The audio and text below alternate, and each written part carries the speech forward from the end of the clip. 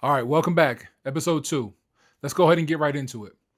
Today I'm going to tell you two stories about two fathers.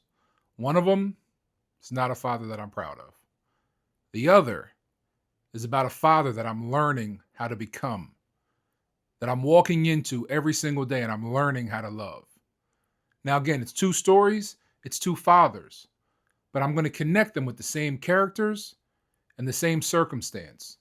And I'm going to prove to you and I'm going to teach you that where you are does not have to be where you live. So, with that being said, y'all ready? Well, let's go. You weren't given your children by accident. God chose you, specifically you, to be their father. Welcome to the DaddyUp Podcast. All right, let's get into it. I'm Jason Jones. I'm a husband. I'm a father of 4. And this is the #1 podcast for fathers who know that there's something standing between them and the connection they want with their children. I'm going to help you uncover the patterns, the anger, the addiction, and the wounds that you've carried into fatherhood. See them, confront them, and break them, and become the father that you were always intended to be. Because your children should inherit your wisdom, not your wounds. Welcome to the DaddyUp Podcast. All right, so like I said, I'm going to tell you two different stories today, right? And let me get my notes because you guys are going to see me glancing down from time to time because I don't want to miss anything, right? So very important two stories that I want to tell you here today. Now, I guess the spine of this episode is that, just because you were given a response, it doesn't have to be the response that's given through you, okay? Just because you dealt with something doesn't mean that you have to deal it back out. And the goal here throughout these stories is to teach you, again, that where you are doesn't have to be where you live. So there was a day a few years ago where I punished my son for something that he didn't even do. And by the time that I realized I was wrong, I couldn't take back what I had already done. And that's a hard sentence for me to say, right? Because I haven't shared this story with anyone. But fathers, sometimes the only way that you can become different men is to stop protecting yourself from the truth about the men that we've been. So again, let me get honest, let me get transparent for a moment. So a few years ago, my son was in, I don't know, maybe kindergarten. And, we're getting calls from the teacher, kindergarten or first grade, whatever grade it was, I don't know. But we're getting calls from the teacher, it seemed like pretty much every day, about his behavior. Now, he wasn't doing anything crazy. He wasn't doing anything outlandish. He was doing normal boy stuff, right? With having 3 girls and a boy, I understand the difference between boys and girls. And sometimes boys just do stupid things. And that's what he was doing. He was doing stupid boy things, just acting out and not presenting himself the way that we would have wanted him to present himself. Now, one thing that I do have to tell you about my son is that at a very early age, around 3 years old, he was diagnosed with childhood apraxia of speech, which means that there's a misconnection between what's going on in his brain and what comes out of his mouth. What he thinks he wants to say and what actually comes out, there's a disconnection there. So my son has some issues, or he did have some issues with being understood. It was just hard for him. He would think about that he was saying something, but what was coming out was jumbled up and hard to understand. So when he was younger, in kindergarten, first grade range, it was hard for people to understand him. And that frustration was hard for him to deal with. And that frustration led to him acting out and his behavior not being up to par, I guess you could say. So again, we were back to the story. We were getting calls, it seemed like pretty much every day from a teacher about his behavior. Hey, listen, Jason's doing this, Jason's doing that. He's not, following directions and all these different things. And it started to become very problematic. So my wife and I, we sat him down, we had a conversation with him. We tried to listen to him and understand what was going on. And we left the conversation with, look, man, hey, you got to do better. Okay, like you can't be at school acting a fool. You got to listen to what the teachers tell you to do, and you got to get yourself together. You got to stop messing around. And he was like, okay, no problem. He understood. And then we would get another call. Now we got to sit down with them again. And now it's like we got to start holding you accountable. And our way of doing that, well, at least my way of doing that, was taking things away, right? I had a conversation with you already. You didn't listen. Now I got to start taking things from you because you need to understand that there's consequence to your actions. So we'll take electronics from her. We would take TV time from her. We would take whatever we could figure out that would kind of teach him the accountability through the removal of something. And so we're taking things from him, and it would maybe get better for a couple of days or so, and then we would get another call. And it seemed like, I promise you, it felt like it was these calls were coming left and right, or the point where we couldn't stop. And so I had to have a conversation with my son and my wife as well. And I said, listen, enough is enough with this nonsense, right? Because now I'm going to take it back to how I was raised, okay? Where there has to be some sort of fear, right? There's got to be some sort of fear to make you stop doing what you're doing. So I tried to put some fear into him and tell him, like, listen, I done had the conversation with you. We done took things away from you. You're still not listening. Next time, you're going to get your butt torn up. Now, you want to mess around, keep playing with me and see what happens. I had to let him know, like, look, this is what the consequence is when you don't do what you're supposed to do. And I told him straight up with no kind of confusion, let me get another call and watch what happens to you. You ain't going to like it. Straight up. And everything seemed like it was okay for like you could tell he was scared during the conversation because I left no doubt of what was going to happen to him.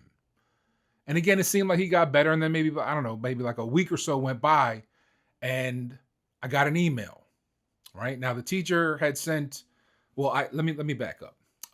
My wife and I, we have full trust with each other. So we're in each other's phones when we need to be. We're in each other's emails. It's all these things when we need to be to make sure that nobody is missing anything. Because one teacher may send her an email, may not send it to me. One teacher may call me or send me a text, may not send it to her. So we want to make sure that we're on top of everything. We're covering all our bases. So one day I'm in my wife's email and I see a message from the teacher and it's saying, Jason messed up. He did this, he did that. He's all these things. And I lost it because I'm telling him, man, I didn't talk to this boy. I didn't told him everything I was supposed to tell him. And the kid's not listening. We just sat down and had this conversation with him. I told him all the things I was going to do to him. Now I got to do it. I issued a threat and now I got to follow through on it. As much as I didn't want to, I had to. And I got enraged and the anger took over me when I read this email. And I got home from work and I didn't ask any questions. I found him, I tore him up.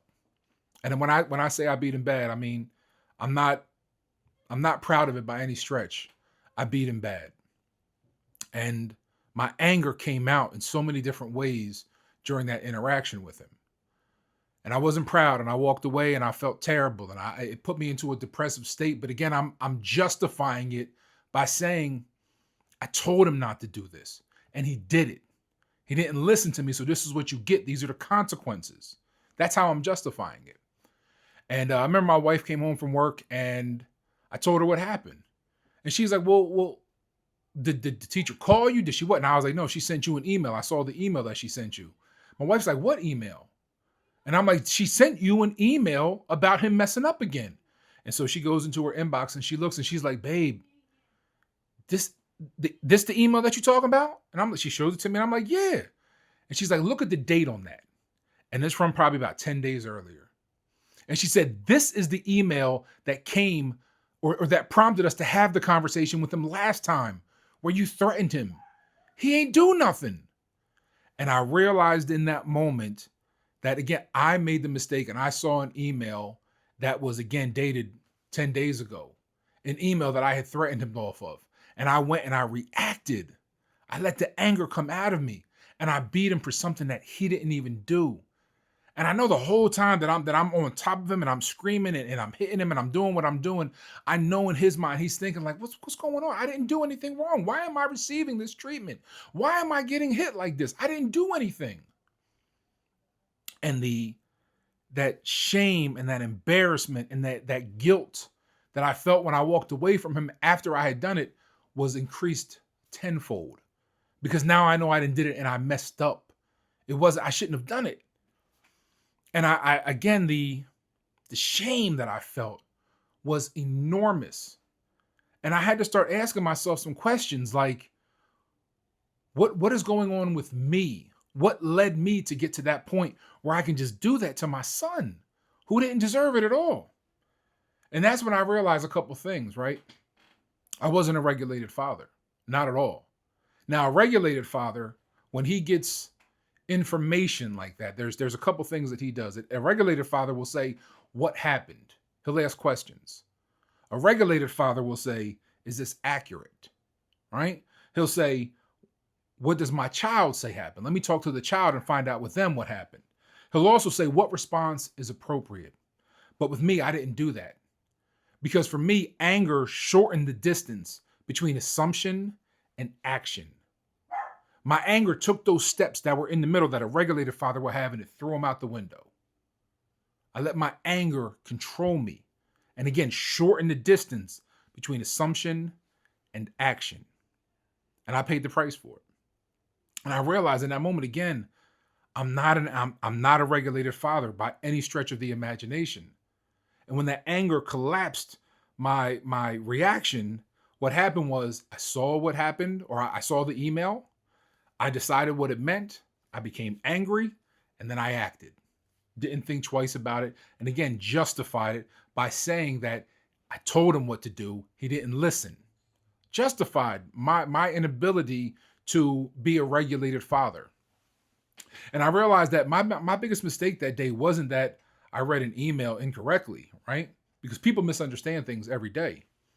My mistake was that the anger didn't leave enough room for the possibility that I could be wrong, that I could make a mistake. My anger just made me assume that what I was doing was right and that it was justified and that it had to be done.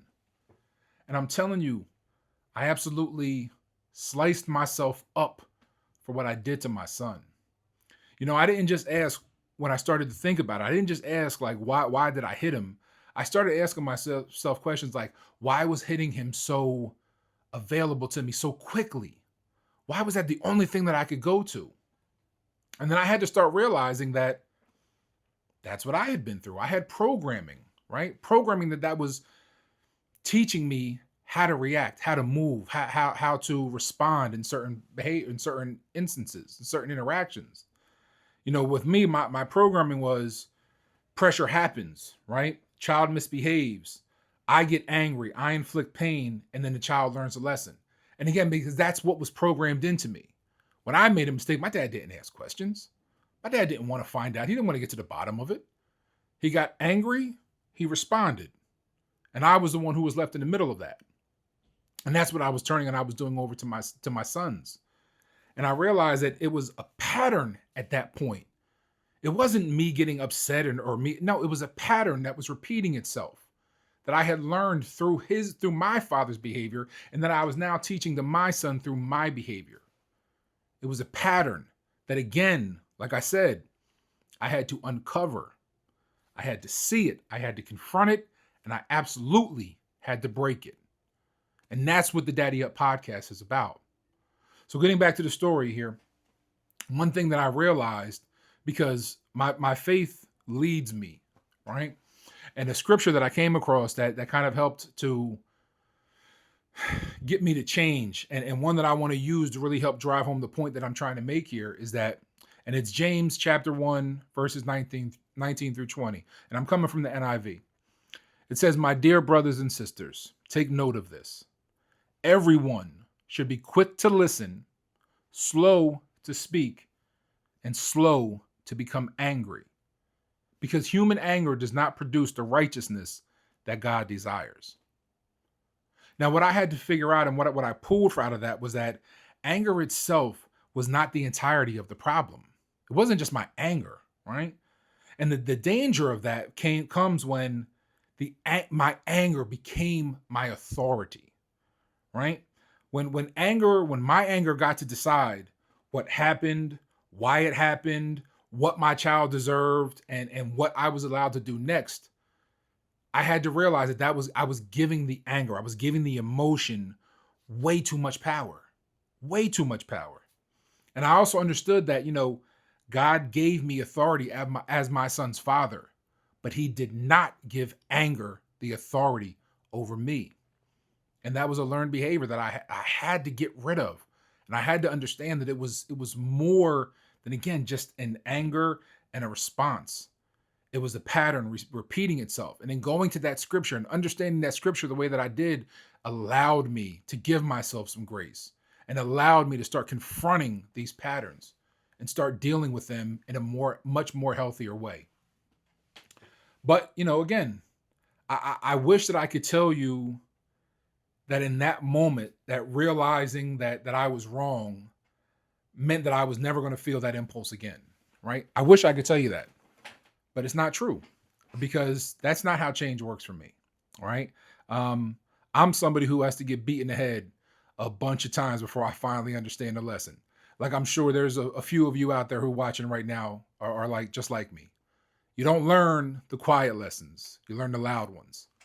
So again, I wish that I could tell you that that moment and that realization changed me and that impulse never came back, but it did. And I'm gonna tell you why. A couple years later, right? Start getting calls from the school again. Now this is last year, right? This is he's in 5th grade now, so this is 4th grade year. A couple of years later, we start getting schools from his teacher again, calls and emails from the teacher again, and it's the same pattern happening, right? We get a call, we talk to him. We get another call, we take things away. We get another call, and now I feel like I got to threaten you again, right? I got to go through this with you again. And I don't want to because I know what happened to me the last time. I know what that did to me emotionally. I know how it made me feel. I know the lesson that I learned from that. But I feel like I don't have any other move to make, right? Because I don't know any other way. Again, learned behavior. What I learned through my father is now coming up again, and I'm teaching it through my son again. And we're getting the calls, and one day I'm at work, and I'm having it just wasn't a good day at work. And I got the call from the teacher, and she's like, hey, listen, I know I've been calling you guys a lot. I know I've been emailing you a lot. Jason is just, he's something is up with him. I had to redirect him a few times today. I mean, he wasn't like completely disruptive, but he's just not, something's off. He's not right. He's acting out, and I just need you to have a conversation with him. And I told that teacher, I said, you know what? Don't even, and I'm sure she could probably hear the anger in my voice. I know that she could because my demeanor went from just not having a good day to having a terrible day because now I got to deal with this while I'm at work. And I know that she heard my demeanor switch, and I know she heard the anger in my voice. And I told her, I said, you know what? He going to be fine tomorrow. I promise you, he going to be fine tomorrow. I'm going to have a conversation with him when I get home. And the rest of the day, there was a dark cloud that was over me because I knew what I had to do when I got home. I knew what was going to have to take place, and I didn't want to do it. I didn't want to put myself back in that position again. At least this time, though, I knew that I wasn't making a mistake. I wasn't reading an email from a week and a half earlier. I got the call from the teacher this time. So I knew I wasn't making the mistake, but that didn't soften the blow. It didn't make it any easier for me to start preparing myself to say, I got to go in here and hit this kid again. I don't want to hit him. I don't want to do that to my kid. And I remember I'm on the way home and I'm just so frustrated and I'm depressed and I'm emotional and I'm thinking to myself, like, I got no other moves to make. I got nowhere else to go but to have to go home and do something that I do not want to do. And I sat in that car and I asked God for help. I said, please help me because I don't want to do this. I don't want to. I need a sign. I need something. Please don't make me do this. And it was, it's like everything slowed down. And I heard something. It was the Holy Spirit, it was God, whatever it was. I heard someone say to me, don't lay a finger on him. And I remember thinking to myself, like, well, what else am I supposed to do? What you mean? And I heard it again. Don't lay a finger on him. And almost immediately, all that tension that I had and all that anxiety and the nervousness and the depression completely went out of my body. And a complete peace fell on top of me. And the light bulb went off above my head. And I had an idea. I had something that I could figure out that I was going to come home and do where I would be able to hold him accountable and discipline him. But I didn't have to hit him. I didn't have to touch him. So I came home, had about another half an hour before I got home. I got home, I walked in, I went over to him and I said, "Hey, what happened at school today?" And he told me his version, which didn't line up to what the teacher told me. So I knew he was giving me, his point of view, which again just didn't make sense. And I said, "All right," I said, "Do me a favor. Put your shoes on and meet me in the backyard." And I took him in the backyard and I told him, I said, "Listen, I'm not going to hit you. I'm not going to yell at you, but you will be held accountable. You're messing around in school. You're not doing what you're supposed to do. Oh, you're going to feel it today." And I said, "I want you to go into that backyard and you're going to run laps. And you better not even think about stopping until I tell you." And he looked at me kind of confused because he was expecting the same response that I had given him prior. He was expecting me to come home and yell and scream and be loud and all these things. And he didn't get it. And so there was a confusion that was on his face. I said, "You get in that backyard and you run." And he went and he started running the perimeter of the backyard. And I just sat on the patio and I just hung out. And I kept telling him, "You want to act a fool? You want to do stupid things? This is what you're going to get every single time. Every time. You want to make me look like a fool at school? You want to make your mother look stupid at school? You want to act like we're not giving you everything that you need in this house? This is what you're going to get every single time. Keep running." And he did all right for the first, 2-3 laps. And then that fatigue started getting to him. Those muscles started getting tight. Right? He started with the whining and the moaning and all that stuff, thinking that was going to work. Nah, keep running. I don't want to hear it. Keep running. I love you, but you're going to work today. And he kept running. And he kept running. And those moans started turning into whines. The whines started turning into crying. And before I know it, I had this boy out there wailing. "Ah, I'm so tired. My legs." But he's screaming the whole time that he's still running because he knows I'm not playing with him. And he ran and he ran and he ran and he ran until he collapsed in the middle of the yard. And I looked at him and I said, You feel the pain? You don't like it, do you?" He said, "No, I don't like it, Dad." I said, "Now crawl your ass over here." And I made him crawl.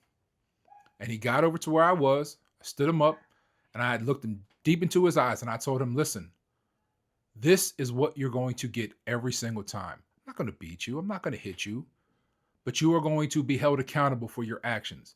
And if you can't go to school and you can't listen and you can't act right, this is what you have to look forward to every single time."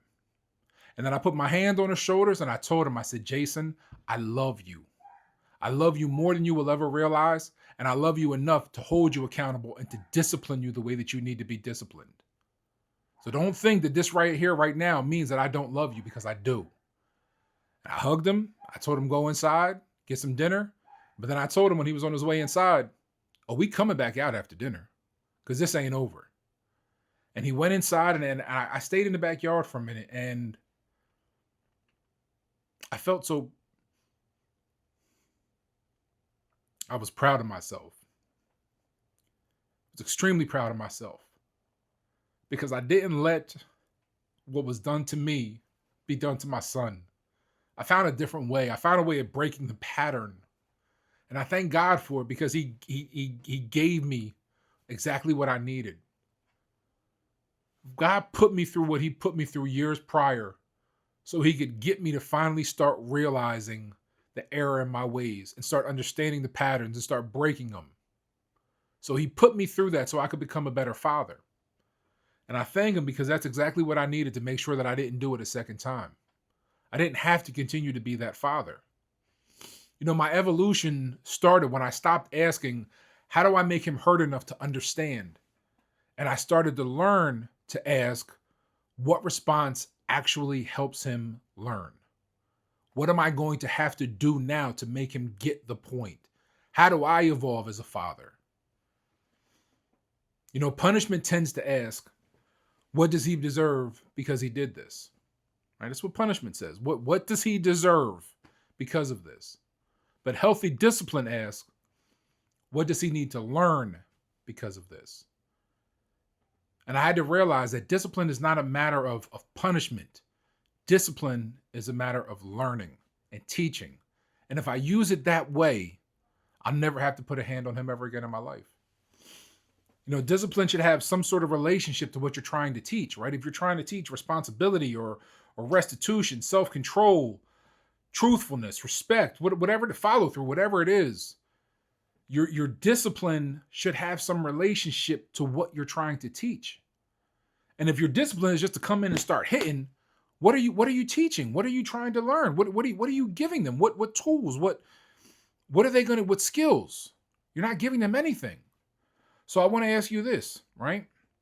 Next time that you feel that urge coming up, that urge to do something that you don't want to do, I want to ask you this.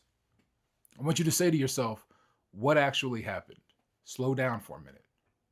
Don't just get the information and react. Don't get the information and let that anger shorten the distance between the reality and the assumption. Because that's what anger does. It shortens that distance. So don't let that happen. Ask yourself, what actually happened? Do some digging. Find out exactly what it was. And in doing this, what you're really doing is you're giving yourself time to process. You're not immediately jumping into reaction. You're purposefully asking a question to get answers, but to also extend that distance between information and action. And in doing so, what happens is you can bring yourself down a little bit. You can calm down and you don't just jump into the reaction and justify it with some nonsense like I used to. So that's number one, right? Ask yourself, ask the questions, what actually happened? Number two, I want you to ask yourself, what am I feeling right now? Am I feeling anger? Am I feeling sadness, depression? Like what emotion am I feeling right now? And sit in it for a minute. And I promise you, the more you think about it, the more you sit in that emotion, the more you're going to understand what needs to be done in order to hold the discipline. So ask yourself that question. What am I feeling right now? Number three, I want you to say, what does my child need to learn from this? What is it? Is it a behavior problem? Is it an education problem? Is it whatever the problem is, what do they need to learn? What is the skill that I can have them learn from this discipline and from this lesson that I have to give that is going to serve them, not just for their accountability, but for their future as well? So ask yourself that. Fourth question is, what response teaches that lesson without becoming another wound? Because I promise you, if you just go and you just start hitting them and you just start yelling, or maybe not even hitting, just yelling, screaming, and being aggressive, what you're doing is you're not teaching a lesson, you're creating a wound. And the wounds, I'm sure as you know, there's wounds that we get when we're children that we carry into when we're adults. I can sit here and talk to you about things that I had to deal with my dad that'll choke me up, that I got to swallow and I got to keep on dealing with it. We're talking 40 some years later and I'm still holding on to them. So don't give your children those wounds. Don't give them something that 40 years down the road, they're still going to be learning how to deal with and how to swallow and how to not let that become who they are. So be better. Again, question one, what actually happened? Right? Question two, what am I feeling right now? Question three, what does my child need to learn from this? And question four, what response teaches the lesson without it becoming another wound? And I promise you, if you do that, you'll come out so much better on the other end. And you'll be able to give a discipline that, again, does not create another wound. One thing that I realized throughout this whole process with my child, from that first story to the second story, is that God didn't just have to change the way that I disciplined him, right? He didn't have to change the way I disciplined my son. He had to change the man who was doing the discipline. It was me that had to change, not my son. His behavior didn't need to, well, it needed to change, but you know what I mean. I had to change. And God put me through the first story so I could start asking the questions to start to change so I could live through the second story. And that's what redemption is. That's what grace is. God will give it to you if you search for it. I promise you. The goal isn't God make my children behave. It's God teach me how to father these children without handing them the same things that wounded me. Because these cycles repeat themselves. I told myself when I was 8 years old, I watched my father do something to my mom, and I told myself, I will never be him. I will never be him.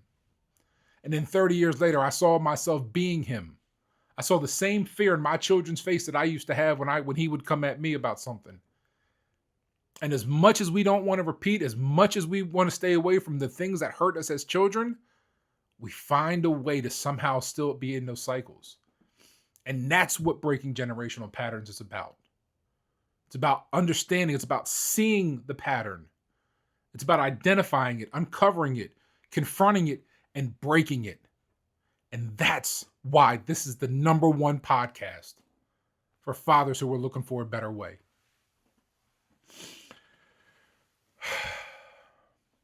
Again, there's a lot of things that I learned about myself throughout this process. You know, same father, same son, same anger that was available, same responsibility to discipline, but a different response, completely different response. And it's not because, you know, my son became easier to deal with. It's because I was changing. I found a way to deal with my things better, to my issues better, my patterns better. You know, the child doesn't always have to change first for the home to change. Sometimes the father has to change first. And I promise you, where you are or where you were does not have to be where you live. I was the father in the first story, but now I'm the redemption in the second story. So keep that close and understand that. And also understand that the patterns that you pass down, you're not just passing down to your kids, you're passing down to your grandkids, you're passing down to the next generation. Because if you don't break them, the same way that they followed you throughout your life is the same way they're going to follow your children throughout their lives. You know, one day my son may become a father, right? And when his child disappoints him, when he frustrates him, when he embarrasses him or he scares him, I don't want my anger to be the voice that he hears telling him what a father is supposed to do next. Let that sit. I want him to remember that his father learned a different way. I want him to understand that I confronted, that I uncovered, that I broke all of the patterns. Because that's what this is ultimately about, right? Not just changing how I respond to my son, changing what my son will one day be available to give to his. It's wisdom instead of wounds. So please stop letting your inherited reactions make decisions that your healed self wouldn't make. Break the pattern. Uncover it. Identify it. Confront it. And break it. And that is a wrap on this episode of the DaddyUp Podcast. Remember, our kids don't need perfect fathers. They need fathers who are willing to do the work. Choose wisdom over wounds. Protect the kids. And until next time, Daddy up.